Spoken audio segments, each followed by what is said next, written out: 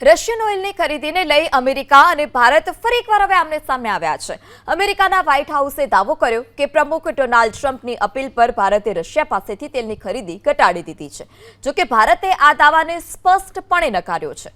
ભારતના મતે તેલ ખરીદીની નીતિ સંપૂર્ણપણે દેશના ફાયદા અને લોકોની જરૂરિયાતોને આધારે નક્કી થાય છે, કોઈના દબાણ હેઠળ નહીં।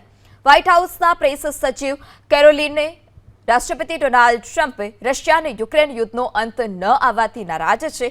આ જ કારણે અમેરિકાએ રશિયાની બે સૌથી મોટી ઓઇલ કંપનીઓ રોસનેફ્ટ અને લુકોઇલ પર નવા કડક પ્રતિબંધો લગાવી દીધા છે, જેથી રશિયાની કમાણી પર અસર પડે। તેમણે એમ પણ કહ્યું કે ચીને પણ રશિયા પાસેથી તેલ ખરીદવાનું ઓછું કરી દીધું છે અને ટ્રમ્પે યુરોપના દેશોને પણ આ જ કરવા માટે જણાવ્યું। બીજી તરફ ભારતે અમેરિકાના દાવાને ફગાવી દીધા અને સ્પષ્ટ કહ્યું કે તેણે કોઈના દબાણમાં આવીને રશિયન તેલની ખરીદી ઘટાડવાનો નિર્ણય નથી લીધો।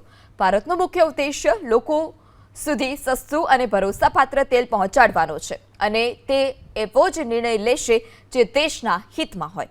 ઉલ્લેખનીય છે કે ટ્રમ્પ સરકારે ભારતીય સામાન પર 50% સુધીનો ટેરિફ લગાવ્યો હોવાથી બંને દેશ વચ્ચે વેપારને લઈ પહેલેથી જ તણાવ ચાલી રહ્યો છે।